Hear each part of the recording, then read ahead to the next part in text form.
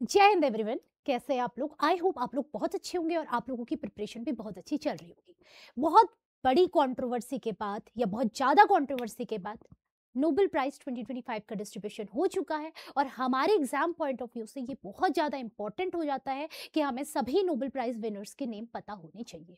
Actually इनके name याद करना थोड़ा डिफिकल्ट होता है क्योंकि नाम काफ़ी अजीबोगरीब होते हैं, तो मैं आप लोगों को कुछ ट्रिक्स बताऊंगी जिसके थ्रू आप इनके नेम को आसानी से याद कर सकते हैं और अगर पेपर में क्वेश्चन आता है तो आप उसको आसानी से सॉल्व कर सकते हैं। तो सबसे पहले बात करते हैं पीस के लिए।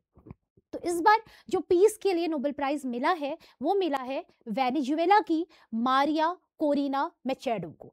तो अब इसको याद करने का एक ट्रिक है कि आप कैसे याद करेंगे कि वेनेजुएला में मारिया ने डेमोक्रेसी के लिए शोर मचा दो कहा, तब जाके पीस आई। शोर मचा दो, मचाडो कहने से क्या आई? पीस आई। तो याद रखना मचाडो का रिलेशन किससे है? पीस से। ओके, नेक्स्ट है आपका लिटरेचर के लिए।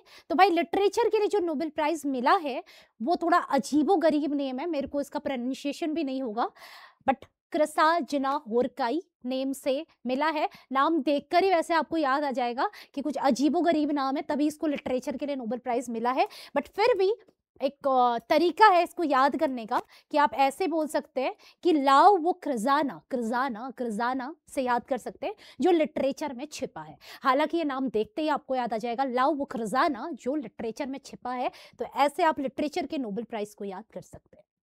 अगला नोबेल प्राइज है फिजिक्स के लिए जो कि क्वांटम टनलिंग को लेके मिला है और इनके जो भी बेसिकली जिनको भी ये नोबेल प्राइज मिला है वो याद करना बहुत ही आसान है। John Michael John. तो भाई JMJ, John Michael John, finish, खत्म। जॉन माइकल जॉन को ये नोबेल प्राइज दिया गया है। अगला और वेरी इंपॉर्टेंट नोबेल प्राइज है केमिस्ट्री के फील्ड में जो कि मिला है मेटल ऑर्गेनिक फ्रेमवर्क को लेके। और एक्चुअली ये बहुत ही ज्यादा डिजर्विंग नोबेल प्राइज है।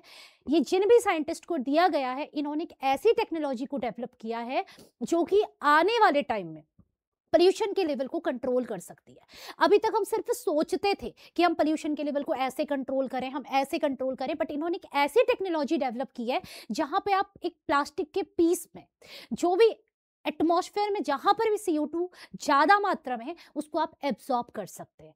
तो एब्जॉर्प्शन कर सकते हैं आप CO2 का और उससे आप पोल्यूशन के लेवल को कंट्रोल कर सकते हैं।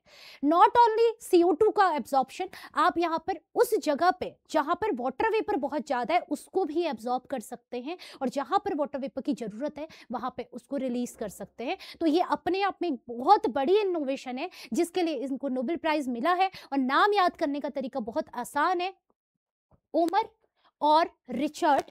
ओमर और रिचर्ड ने किताब, भी गायब है बट किताब से पढ़कर केमिस्ट्री का फ्रेम बनाया। अब केमिस्ट्री के लिए तो आपको किताब पढ़नी पड़ेगी, ठीक है? तो ओमर और रिचर्ड ने किताब से पढ़कर केमिस्ट्री का फ्रेम बनाया। तो ऑर्गेनिक फ्रेमवर्क के लिए मिला है, तो फ्रेम के साथ जोड़ दिया कि ओमर और रिचर्ड ने किताब से पढ़कर केमिस्ट्री का क्या बनाया भाई? फ्रेम बनाया। अगला नोबेल प्राइज मिला है फिजियोलॉजी या फिर मेडिसिन के फील्ड में। तो ये बेसिकली टी सेल के लिए आपका कि कैसे टी सेल काम करती हैं उसको आप कैसे अंडरस्टैंड कर सकते हैं। और T cell is related to our immunity, immune system से रिलेटेड है। तो भाई इसके लिए जो नोबेल प्राइज मिला है उसको याद करने का जो तरीका है वो कैसे आप याद करेंगे?